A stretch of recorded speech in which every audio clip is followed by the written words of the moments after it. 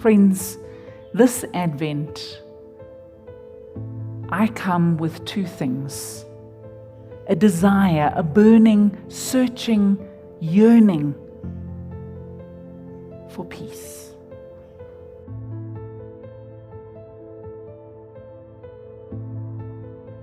For someone who's not searching or not in need of anything, if your lives are complete and you're completely satisfied and content with your lives, there is no need to search or desire or to yearn after God or after Jesus.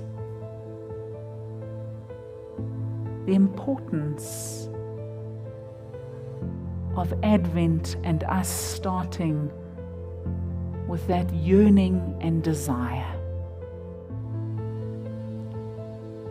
So we realize that we need a yearning and a desire, something more, something bigger than ourselves to meet us at Christmas. But what is it? What is it that we're searching for? What is that need? What could that desire be? I want to suggest that it's peace. That it's peace. Not because our world is filled with many different wars. The Palestine-Israel conflict, the conflict that just seems unending in the Ukraine with Russia, and in many other parts of our world. Those two are the ones that come to the forefront of our minds. So yes, there is a desire for peace. But the more I thought about it and the more I read up on this idea of peace, the more I realized that the opposite of peace is not war, it's unrest. It's unrest. So yes, unrest in our world.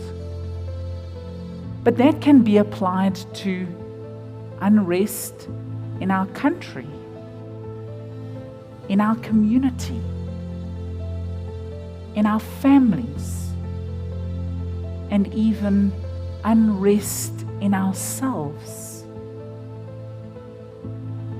Unrest.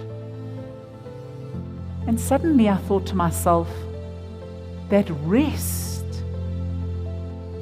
real, true rest, is a privilege.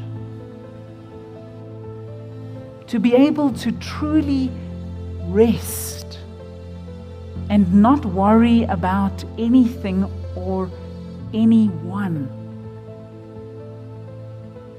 is a privilege. Think about it. Being able to take a break from work means that you have to have enough to sustain yourself through that period of rest. What a privilege it is to have a holiday. I've never thought of it like that. What a privilege it is to have a holiday, to have the means, and I'm not talking about going overseas or down to Cape Town or whatever and that kind of thing, but to have a rest from work. How privileged we are that we don't have to work continuously on a daily wage just in order to survive. But more than that, there are people in our world who don't have the luxury of rest. Think about the homeless and the poor. They never rest. They never rest, truly rest, because they have nowhere to call home.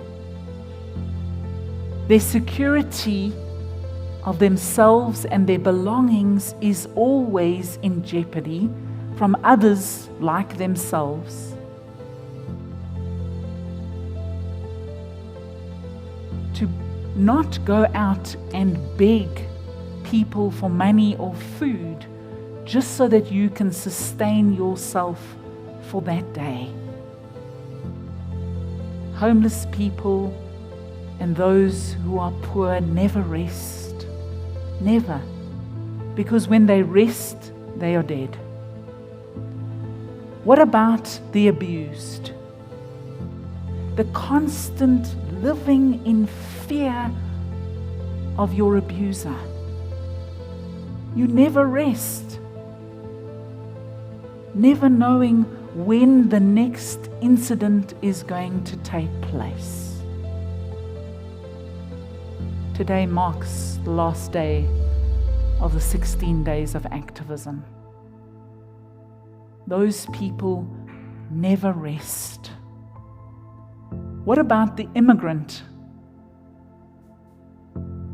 Even after the journey has been done, of getting to a place of safety, they never rest. For we persecute them. We make them feel unwelcome. We don't offer them the same rights that we have. We don't offer them the same opportunities to work, to school, to be educated. They never rest. What about the mentally ill? Those who suffer with depression or anxiety? They never rest. The brokenhearted, the grieving.